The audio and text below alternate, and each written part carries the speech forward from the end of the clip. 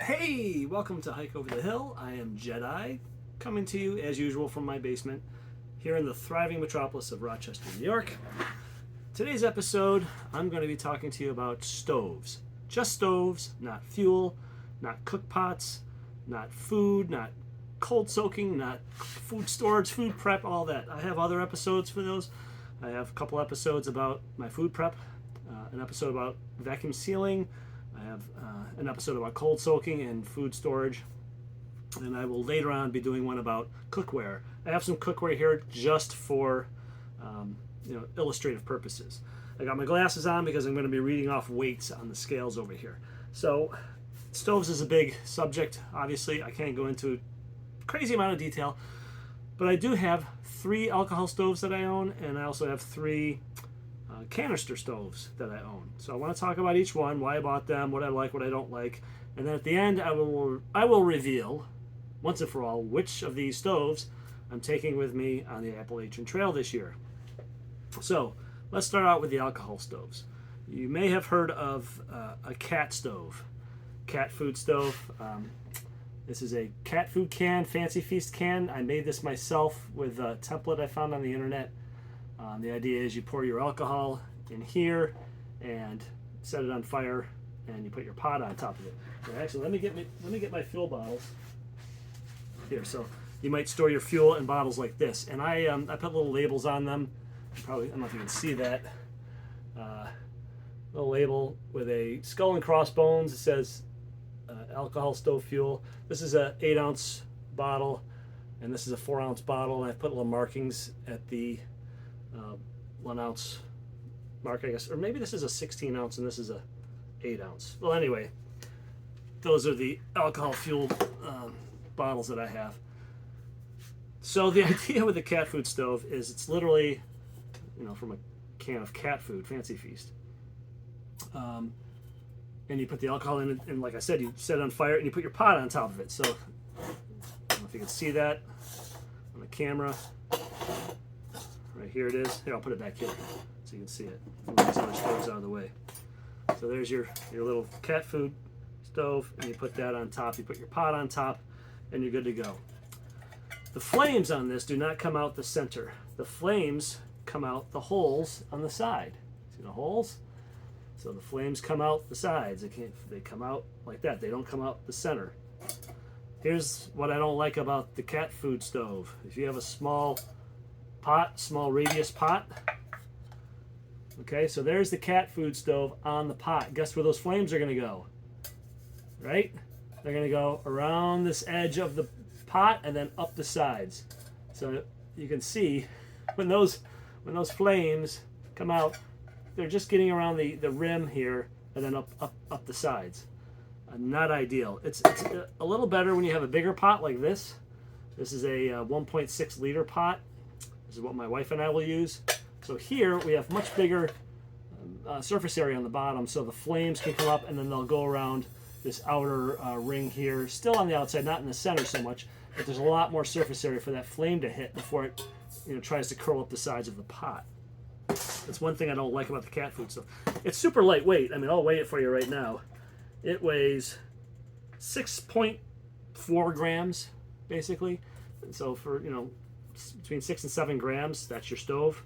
That's pretty hard to beat.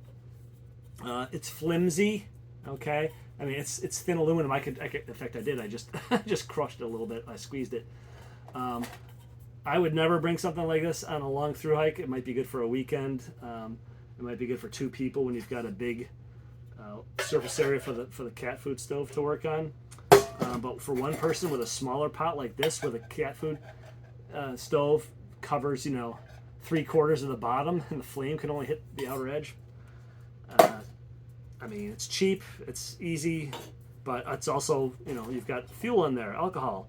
It could tip over, it could set something on fire.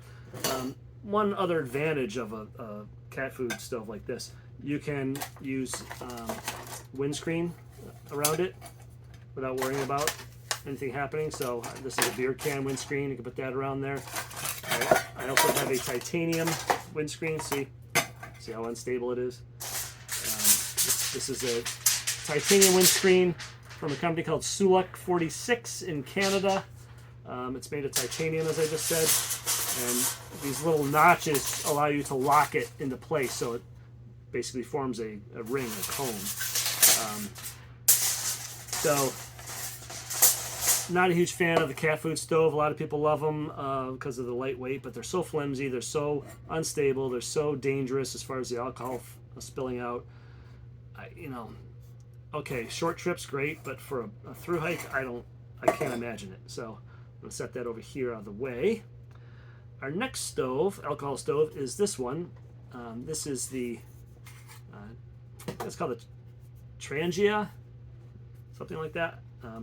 This one I can't even get the lid off of. I probably should have pre-done this. Here, I'll use this rubber band to try to get it off. Now, this is another alcohol stove. This one's made of brass. There we go.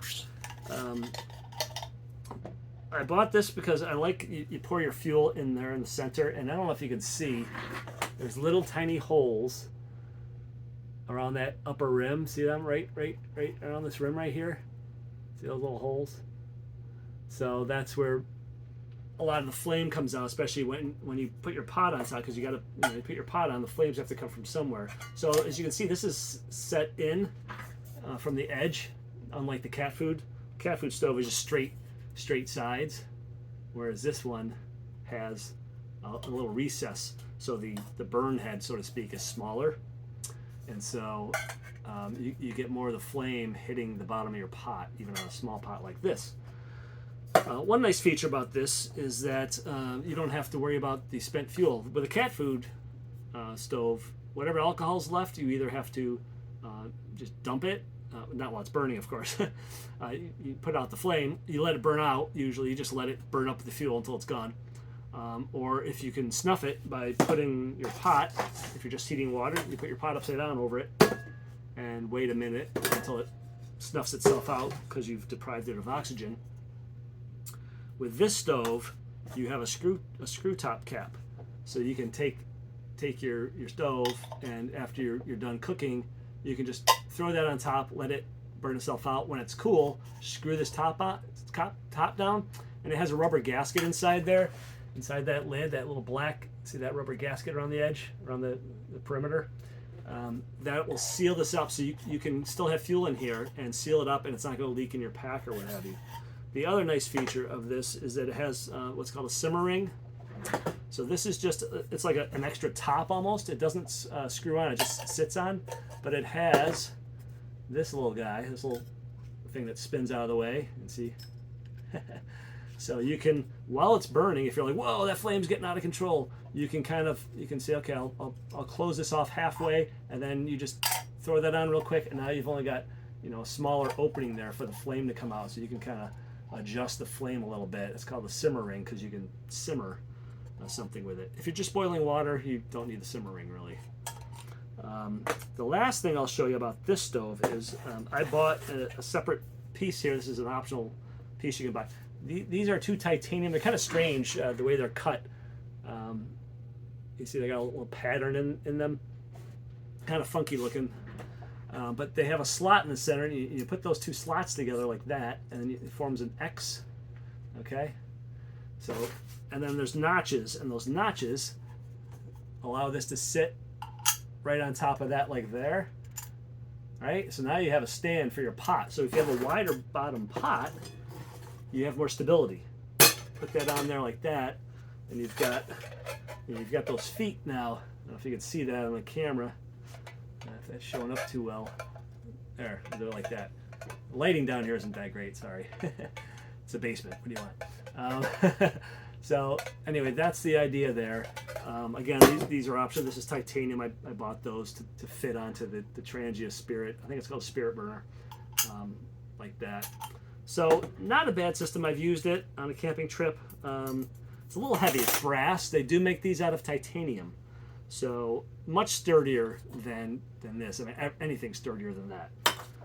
So it gives you a lot of options there with the simmer ring and the screw on top. That kind of sits on there, and it doesn't screw on, but it kind of stays on with friction. So you're all set to go. Set that aside. Now, the last alcohol stove I have to show you is the Vargo I think it's called the Triad. And it looks like this. Actually, let me take. I have a bottle cap on here that I use for priming. I'll talk about that in a second. But it starts out all folded up like this. Okay, all folded up, and then these legs open up one by one. Open up the legs like that. That's the pot stand legs, and then the ones on the bottom, and these are kind of hard to open. Those are the feet. So now you've got a stove that stands about an inch above the ground, or whatever you're cooking on. Move these out of the way because we're done with those. And then you put your pot on top, right? And you're cooking away. And again, you can use a windscreen with it because it's an alcohol stove. Put a windscreen around it. This is I made that from a couple of cans of Heady Topper beer. I think 3 cans actually. You can find instructions on the internet, on YouTube, on how to make your own beer can windscreen, or you can buy one like this titanium one. This is actually a pretty good system. I use this stove a couple different times. I used it on the Cranberry Lake 50 trail in the Adirondacks with my wife, and I used it when I did my solo trip through a section hike of the Finger Lakes Trail and through Letchworth Park Trail. And I used this very system. I used, that windscreen, that stove, and I used a different pot. I used the Vargo titanium bot, which I will talk about on another episode when we talk about cookware. So I like this stove a lot. It weighs, I didn't weigh the other one. Let me weigh this one. I think this one's too heavy. I have 2 scales. This one says it's about 111. 112 grams. This is only supposed to go up to 100 grams. This scale. So let me see what this scale says. Yeah, it says about 110, 111 grams for that stove. So that's kind of heavy. That's how many ounces is that? 3 and looks like 7/8. Yeah, 3 and 7, almost 4 ounces for that stove. So it's a little bit on the heavy side. This one. Super light. Let me fold down the legs because I can't weigh it with the legs. The legs are too big. That weighs 32 grams. Okay, so it's just a shade over an ounce for this stove, this Vargo Triad. And the bottle cap I have, just a bottle cap. It's actually a Corona bottle cap. That's to prime the stove, because this stove, you put the fuel in that center hole in the middle. And then if you can see around the rim there's all those little holes perforated around the rim here, right? See all those little holes? That's where the flame is supposed to come out. In my experience, the flame comes out pretty much everywhere. It comes out of the holes. It comes out the little holes. It comes out of the big hole in the middle. The idea is you're supposed to put 1.5 ounces of fuel in, light the little pool of alcohol that is in the middle here, right? Because this will fill up, and then you'll have a little pool of alcohol. You light that. You wait about 30 seconds, and it quote-unquote blooms, and that's when the flames come out the little holes, those little jets, and then you're good to go, and you can start cooking. In my experience, the whole thing is just like a fireball. So what I do, and plus I don't always need 1.5 ounces of fuel. If I'm just heating up a couple cups of water, I can do that with less than 1 ounce of fuel, actually. So what you do is, somebody on the internet came up with this idea. You take a bottle cap, you put that down, you put a few drops of alcohol in it, you light that, okay? That's your priming cup. You put your stove, you've got the fuel already in here, you put that on there, that's going to heat up the alcohol, and in fact, in my experience, it just will self-ignite. If it doesn't, you can light it, but it will self-ignite. The flame from this bottle cap will often lick up the side and just spontaneously catch the vapors, ignite those vapors, and then you're good to go. You put your pot on, and these are adjustable. If they're too wide, you can move them in a little bit, because this is a fairly narrow cook pot. You set that right up there, you get your windscreen around it, and you're good to go. So that's titanium, as I said, just a shade over 1 ounce for that stove. Very sturdy.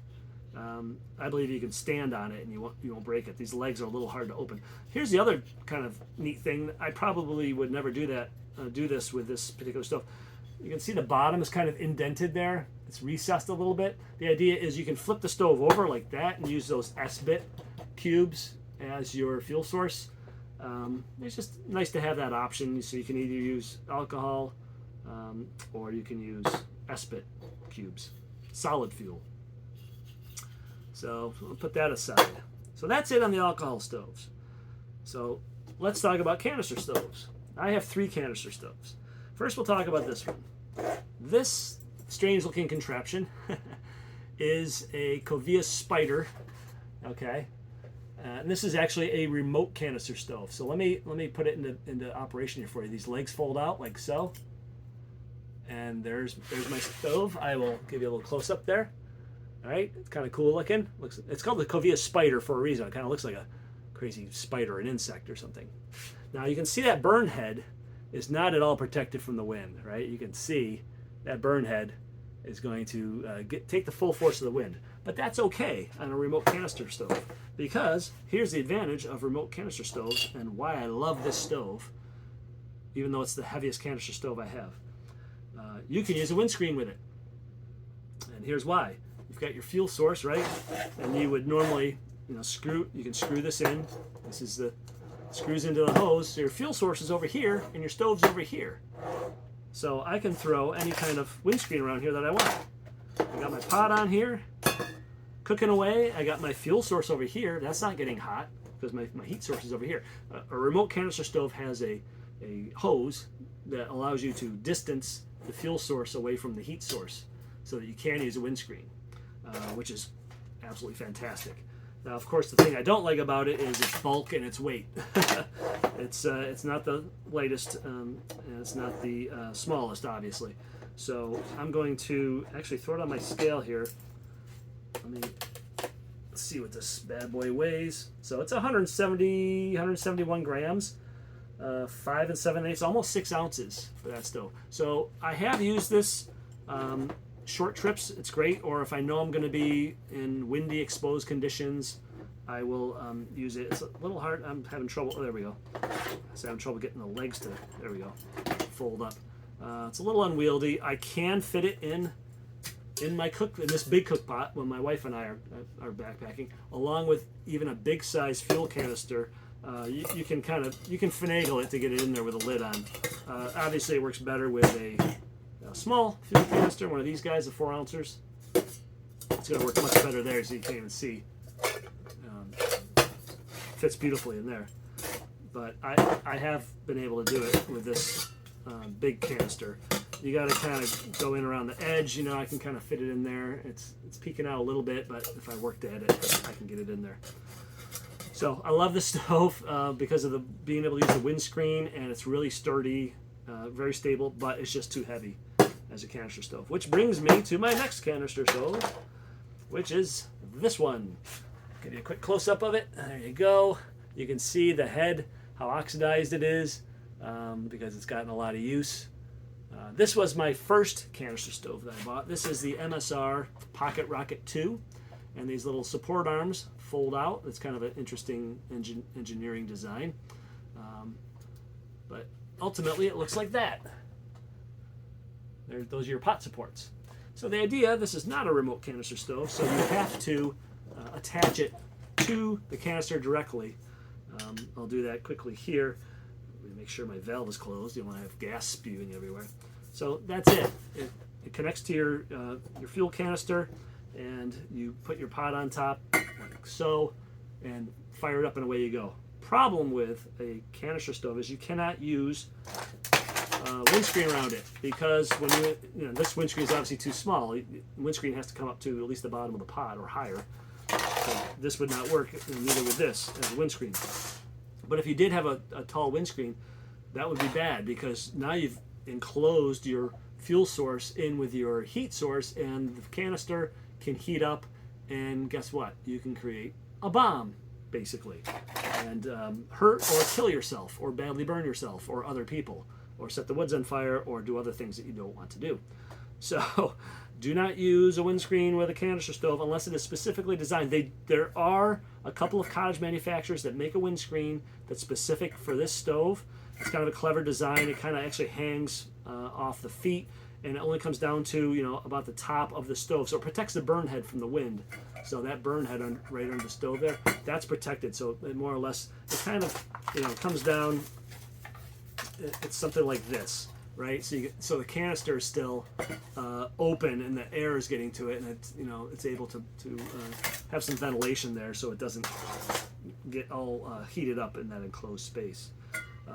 So this is a great little stove. You'll see this all over the place. This stove is probably the best known of the canister stoves. It's the most widely used, I would guess. There are a couple others. There's a Snow Peak, there's a Soto Windmaster, and the BRS 500 or 5000 or whatever the hell it's called, that are popular. This little guy weighs, on my scientific scales, 74 grams. Okay? Or let's go on this guy and see what he weighs. Yeah, 74 grams, which is about 2.5 ounces, roughly. So that's the Msr Pocket Rocket 2. And last but not least is this little guy. Another canister stove. This is also made by Msr. This is the Pocket Rocket Deluxe. Okay? I will show you, I will open it up. It's the same idea. The legs unfold and spin up, and the little valve pops out. Little wire valve here.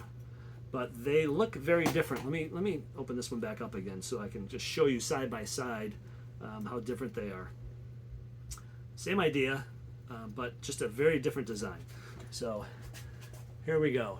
There's the burn heads. You can see this is much bigger. It's also kind of recessed. It's like a little shallow cup. Think of like the Olympic torch, that bowl of fire usually they have.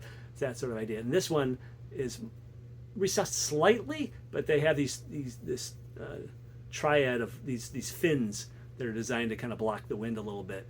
This one blocks the wind by this rim all the way around the edge. And it's also just a bigger burn head, much bigger, all the way around. So why this one? This one has a built-in Piezo igniter, or Piezo, I'm not sure how you pronounce that. This little guy, you click that, and that just sends a little spark. It converts physical energy into electrical energy. So it creates a little spark that ignites the stove. Now I know Piezo or Piezo igniters have a lot of detractors because they tend to fail in the field. So you always have to bring a backup. You always have to have your little trusty mini lighter. This is a Cricket or little mini Bic lighter out in the field. You always have to have two sources of fire. So you've got the Piezo, and then the mini Bic or the Cricket lighter. So I bought this, or actually I asked for this for Christmas because I wanted something that was more windproof and that was very highly rated. Backpacking Light actually ranked this the best canister stove out there, and they tested, I don't know, like 24 different stoves, and they went to lots of trouble and lots of effort to test all these stoves and to compare them all equally. They called it the stove bench standard, and they ranked this the #1 canister stove across the board. I think it won in every category that they had. So same idea, you screw it onto your canister, and then your pot goes on top. And there you have it. That's my last canister stove. So we have the fancy food cat food stove.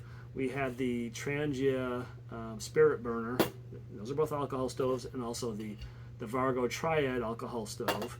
And then the three canister stoves was the Covia Spider. That's a remote canister stove. Then we have the Msr Pocket Rocket 2 and the Msr Pocket Rocket Deluxe. So, which one am I taking on the Appalachian Trail? That's the question everyone wants to know the answer to. I am going to take the Msr Pocket Rocket Deluxe, and here's why. This, as I said, it's the most highly rated one on Backpacking Light. It's got the bigger burn head. It's much more windproof. It's a little more stable. It's got the built-in Piezo igniter. I gotta look up how to say that. Built-in lighter on it. It also has a pressure regulator. So that's something I neglected to mention. None of these other stoves have a pressure regulator built in. The pressure regulator, what that does is, when you've got a canister fuel source and it's getting low, what'll happen with a lot of canister stoves is they'll start to sputter, and the flame will just kind of start to get weaker and weaker because it's not maintaining as much pressure. As the pressure drops in the canister, it's not sending as much fuel as quickly to the stove, and it starts to falter the flame.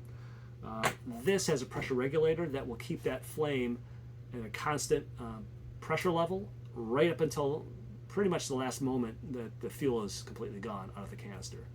So that's another advantage. One disadvantage of it is it's a little bit heavier. This one weighs, let's get it on the scale. That weighs 82, a shade over 82 grams, and again, versus the Msr Pocket Rocket 2, which is 74 grams. So you're only talking 8 grams, so it's about a little over a third of an ounce maybe.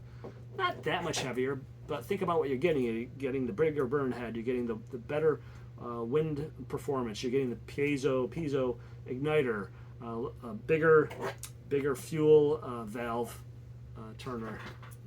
I guess that wire, that little piece of wire that sticks out there, you can see it's bigger, easier on your fingers in the Deluxe version. And it's just a very highly rated stove. So I'm going to take this with me. However, as a backup, I am going to take the Vargo Triad in my bounce box, along with at least one of these alcohol fuel bottles, one of these 2 alcohol fuel bottles, probably the smaller one. I'm going to keep these in my bounce box. And if for any reason I decide I've just got to shave this little bit, a couple extra ounces of weight, and I got to do it by changing out my stove, I will swap to this. I will also have to include the windscreen because this will not do well in the wind at all. You need a windscreen. This is very light. In fact, as long as I have a scale out, let's talk about that.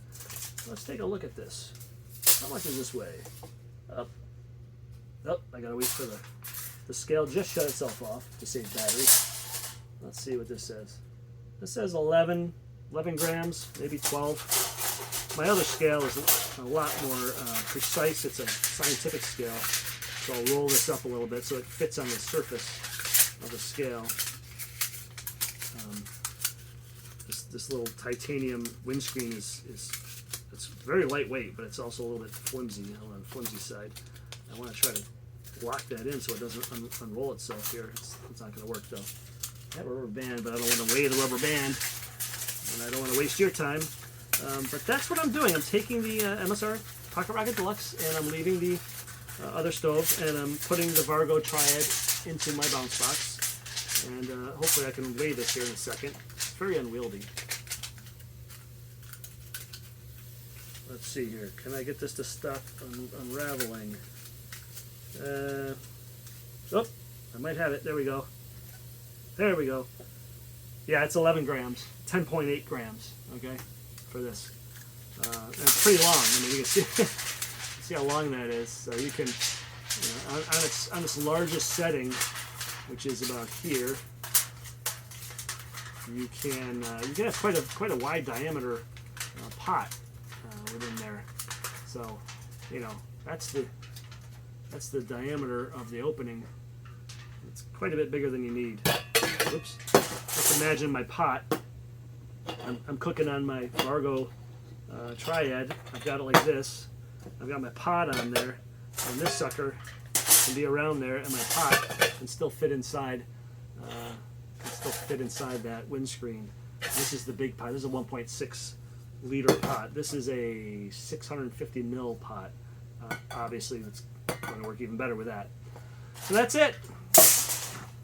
Msr Pocket Rocket Deluxe is going with me. That's what I'm going to start out with, especially when I'm cooking a lot at the beginning when it's really cold. And then I may switch over to an alcohol stove for a period of time when I'm not cooking as much, or I don't need it to be as hot, and I don't want to carry a heavier stove and a heavier canister of fuel. I can get away with a little tiny 1 ounce, shade over an ounce stove, little fuel bottle, and let's weigh the fuel bottle. So that's 14.4 grams for the small fuel bottle, and the big one is 25.1 grams. I got both of these from Litesmith.com, Litesmith.com. I'm not affiliated with them in any way. I don't have any relationship with them. I bought those on my own. I bought all the stuff on my own, or it was given to me as a gift from a family member for Christmas or my birthday. So that's it. I hope you've enjoyed a little bit of talk about stoves and kind of what my thought process is about what I'm bringing, why I'm bringing it on the Appalachian Trail, and I guess we'll see how it works out. The last thing I'll mention is because my wife might do some camping while I'm gone, I wanted to leave her with a stove, and she likes this Msr Pocket Rocket 2, and so I thought, well, if she's going to take that, then I want my own Msr stove, but I want the Deluxe for the extra features, as I mentioned. So I won't be, leaving her without a stove or leaving her with a heavier stove. She doesn't like the alcohol stoves because she's not real confident with fire, and she gets a little freaked out about it. She doesn't even like lighting these stoves. She gets freaked out about lighting these. So I'll leave this behind with her, and she'll be happy. So that's it. I hope you enjoyed, and I will shoot another episode talking about cookware. Okay. All right. We'll see you in the next one, guys. Bye-bye.